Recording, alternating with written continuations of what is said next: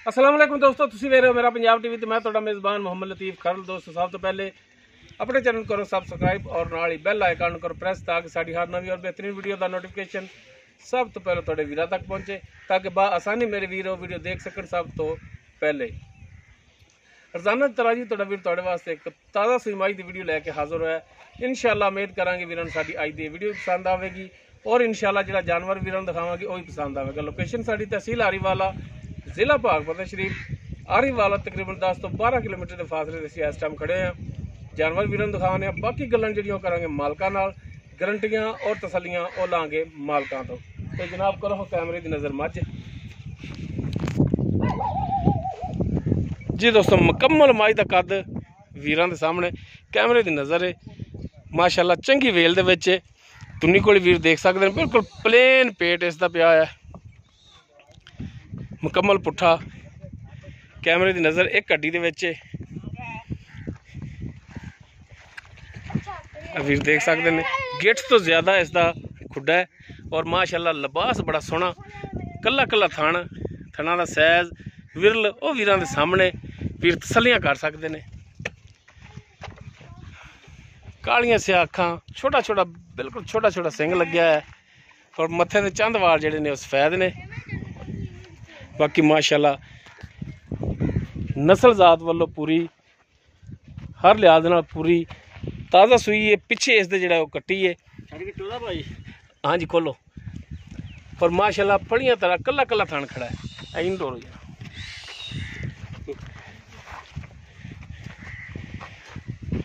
बाकी टुन फिरन कैमरे की नज़र है, वीर चेक कर सकते हैं। माशाअल्लाह हाज़र टाइम बिल्कुल 16 ने ले हो जी।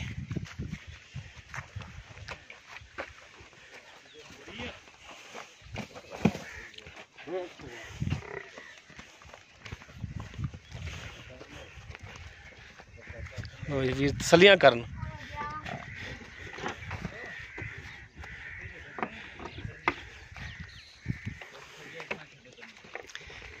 कट्टी केड़ी है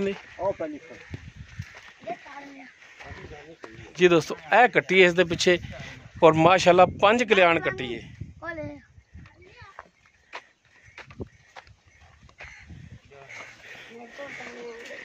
हसार दा डोडा भी सफेद, मुछ बग्गी, चारों खुर सफेद, पुछल सफेद।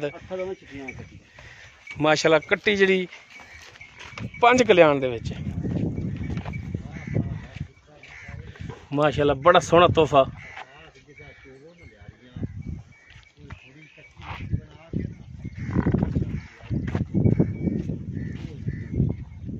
लो जी वीर तसल्ली करन। माशाअल्लाह बहुत घट कट्टियां जिहड़ियां ने इस हिसाब दियां वेखण नूं लभदियां ने।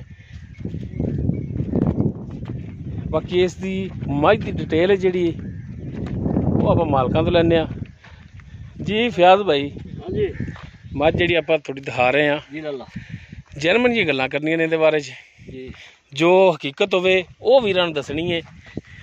ठीक है, आदे कोलों नहीं बना के करनी गल। ये किनवा सूआ सूई जैनमन पक्की गारंटी वाली दूसरा सूआ है। किन्ने दिन होए ने सूई नूं? तीसरा दिन सूई नूं है। पिछे कट्टी है। दुध किन्ना करदी पई है जैनमन जिहड़ा हुण इहदे थल्ले हैगा, तुसीं चो के ते विखा सकदे जे।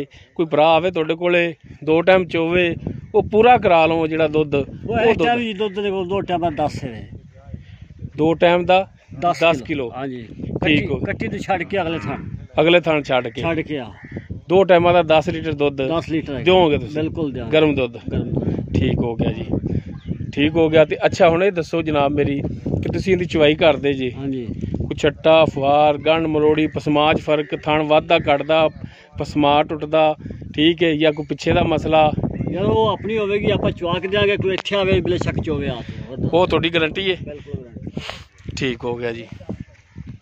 तो हुण ये दसो पक्का जिहा मुੱਲ करना इहदा भी जिन्ने दा जानवर तुसीं सेल करना है वो मुੱਲ करना है? पक्का जिहा मुੱਲ होवे? हाँ जी पक्का जिहा। अच्छा वेचण वाला? वेचण वाला हाँ जी।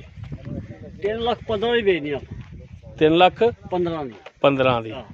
इस 3,15,000 ਦੇ ਵਿੱਚੋਂ ਕੋਈ ਭਰਾ ਆ ਹੀ ਜਾਂਦਾ ਆਪਣੇ ਕੋਲੇ ठीक है जी तो कोई शफकत मेहरबानी प्यार मुहब्बत होवेगा प्यार मोहब्बत हो जाता है ऐसी गल नहीं अल्लाह माफ देवे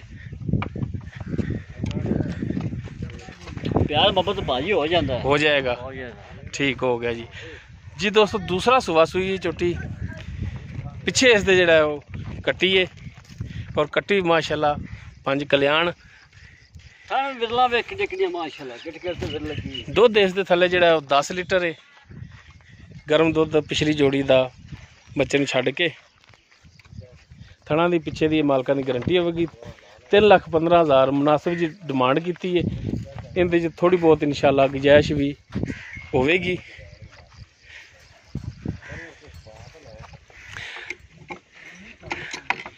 अगर किसी वीर दे छुट्टी पसंद आ जाती वो वीर नंबर पर रबता कर सकता है 0321 57 29 251 व्हाट्सएप कॉल नंबर है